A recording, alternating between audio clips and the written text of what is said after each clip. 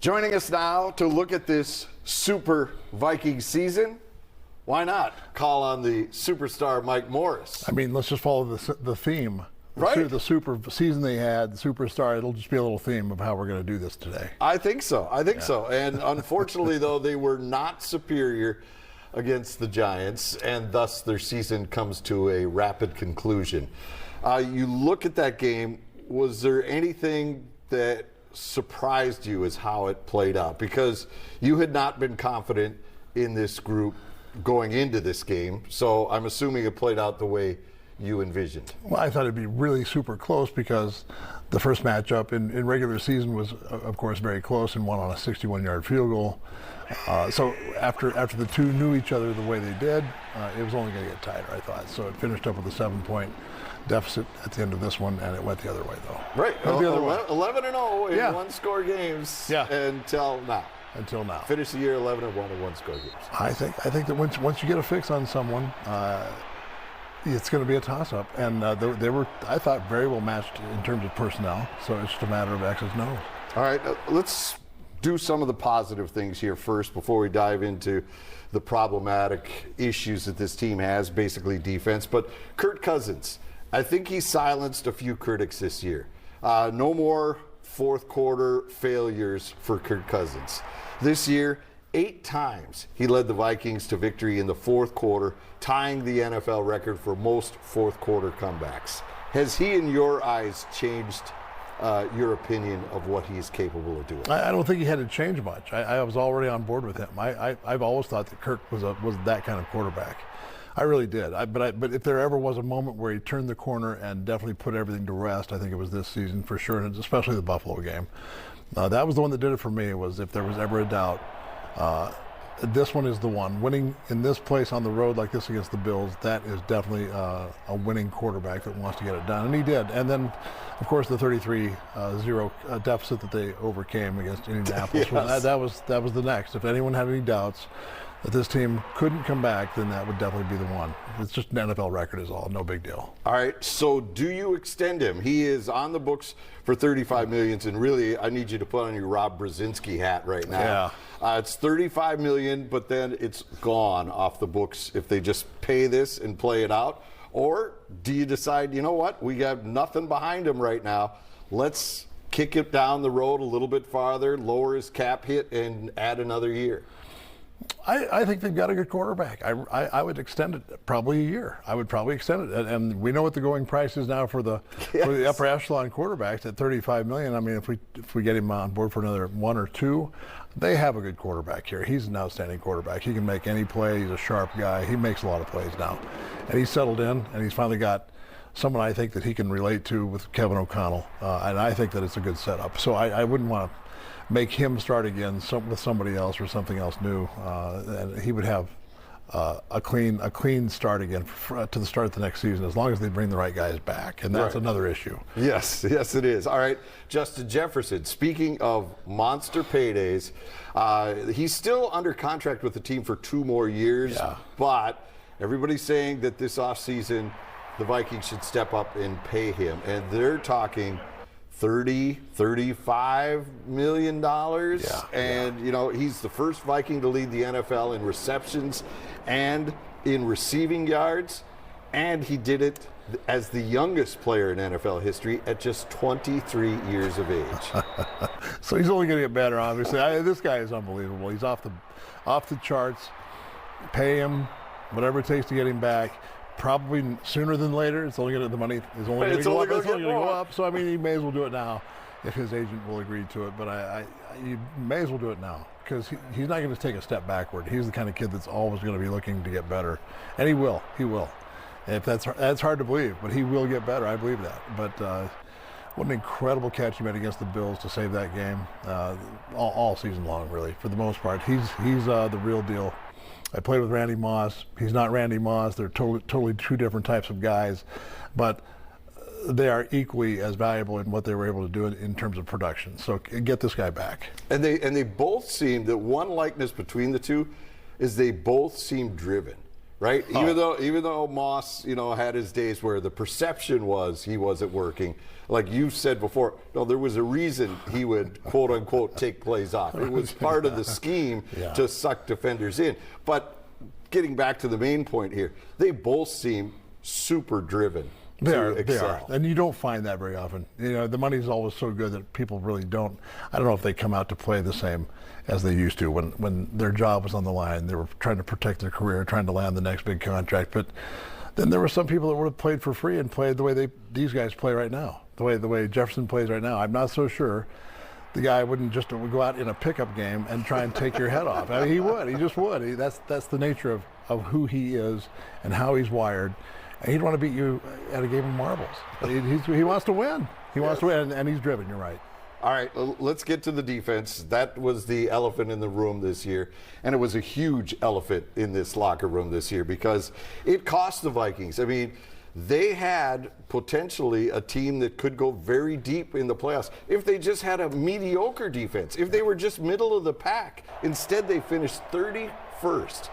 I know you don't know what was going on, what the actual schemes were that Ed Donatel was putting in front of these guys, but you've never been a fan of the 3-4. Not for years and years and years. I mean, they used to be a really popular defense long time ago. For me, it goes all the way back to the days of Curly Culp and Alvin Bethea, the big nose guards that can control it and double-A gaps. And it's changed quite a bit since then, and it really, I didn't see it working. But if he thought so, he has a case for it because he won 12. I mean, this team won 12 games, so he can say, "Well, 13. We bent. 30, I'm sorry, 13." And Baker's doesn't. They bent, but they bent a little, but didn't break on many of those occasions when they had a chance to. It was also those defenses like against Buffalo that they came in and made the big play on the goal line and basically saved that game. But I'm not a big fan of that 3-4, and I just think that I like the idea of two big bookend defensive ends or a rushman being Zadarius Smith. I like that combination, and I like a 4-3 scheme or derivative of that. Right, and it seemed like Danielle Hunter all year long was kind of finding his way through this. I mean, he ended up with decent numbers, but it didn't seem like he really terrorized opponents this year. I didn't feel he was at that place that he's been before in the past. And I think if you line him up and just let him do what he does extremely well, and he still did to a certain extent, relatively speaking in this defense, he did. But I still think he's a down lineman. Let him rush. Let him contain the quarterback. He's a good player against the rush. Fill in behind him and go about your business that way. I definitely don't think they were in the right defense, and that's just me. That's just me. All right, let's talk a little bit about the running game and Dalvin Cook and Alexander Mattison. And this is a big situation for the Vikings due to the fact that Cook is due an enormous amount of money and Alexander Mattison is now a unrestricted free agent. So it doesn't look like there's any way they're going to get both back. Is it important for them to pick one over the other? I mean, or are these two perhaps interchangeable? They've got to save money somewhere because of the cap. Do you let Cook go and then you pay Mattison, or do you just go somewhere completely off the board? This is a good one. They're both so similar too. I mean, they both look like the same guy whenever they're rushing the ball. You have to pay attention to the number on their back to remember who it was that actually carried the ball. Cook is dynamic. He's incredible. He's going to be the guy that is always going to be the home run ball. He also has a tendency to get hurt from time to time. He also has a great tendency to put the ball on the ground, unfortunately. But and then Madison is just a grinder, and he's a hard-hitting, just a physical running back. And if we don't get him back, someone's going to get an incredible running back there. But I don't know what to do. Cook is outstanding. He's often been the face of this team in years where we were at question at quarterback and some of the receivers. Right. It's been Cook, but he misses games from time to time, and then the liability of hanging onto the football the right way, the way he should, and it shouldn't be that way. But if it were me, I think Madison's the guy in terms of his age and everything else, and he seems to hold up under all those hits, and he takes the fight to him just the way Cook does. Cook, they both are very similar. But yeah, either one. But keep one happy. Keep one happy for sure. All right, a couple of names I'm going to throw at you. Again, salary cap consideration for Harrison Smith, and Patrick Peterson's a free agent. He only made $4 million this year. He wanted to be here. Yeah, isn't that tough? I mean, I just don't know how he filled his gas tank. I mean, how are you going to do it? He won't make it back to his home in Arizona, will he? No. Maybe a GoFundMe we could put together after the show for him to get there. A kickstart. A kickstart. Yes. But those two, I mean, you look at this defense, and we know things have to change there, whether it's scheme or personnel. But Harry and Patrick Peterson seem to be the voice of the back end. And rightfully so. I mean, both have put up huge numbers their entire careers. They've been in the Pro Bowl year in, year out. If I lost either one of those guys, if I'm the coach here, I'm pretty disappointed. Can you keep them both? Ideally, that would be what you'd want to do. I don't think you want to change Harry or Patrick Peterson. He played at a high level again. Patrick did, and he's good for it. He's good for at least another one or two, and that's what pulled that all together. I think this season was the way he played, and Harrison Smith. And although he was in the concussion protocol for a few games, we filled in the blanks, and there are some young kids that really stepped up. Some big time players that showed up. And they would have been the last people on the roster you would have thought would have done that. But then anyway, Duke Shelley, by the way. Yes.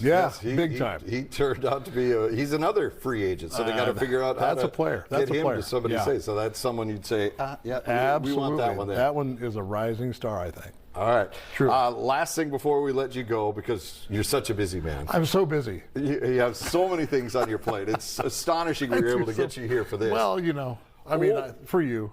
Thank you. Overall, are you feeling the franchise is headed in the right direction? Do you see trouble ahead with this defense not being able to be fixed next year? And you think this team is going to take a step backwards because next year they play a first place schedule, which means the opponents will be on paper more difficult? Or do you see this team continuing in this same progression and you feel better days are ahead? I think better days are ahead right now. And in terms of the changes we made in the front office, which was literally all the way down from the GM all the way down and through the coaching staff, I like what happened there. So this was their first crack at it. Pretty good run.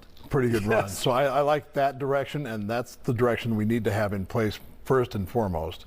Then the personnel and a good draft, and let's see what that front office can do with the draft and filling in the blanks and maybe looking at some a different scheme of things. On the defensive side of the ball, I got to think we're moving in the right direction if you can keep those pieces in place. But the things that need to be in place are management and coaching, and I think they've got that. So that's a big piece of the puzzle to have. Everything is going to restack. The entire league is going to restack for everybody. Yes. So number one schedule. All those teams you're going to play are all going to change too. So we don't know who that is or what they're going to get in the draft or free agency. So it doesn't matter. You have to go in with your best players and find a way to coach them up and make it happen like they did this year. That is why you are the superstar. I am truly. There's never been a doubt in my mind. The arms look never. great. Oh, that's a great arm. Great No, it's a good arm day. It's a big arm day for me. I don't know. More tattoos. Yes. More tattoos. I think there's some still space. Are you selling space? I mean, I am selling space for anyone that wants to jump on board here and get some of this done. Sure. Yeah, I can do that. All right. Thank you very well much. Done. We appreciate it. Thank you for having me back. That is the Mike Morris Superstar.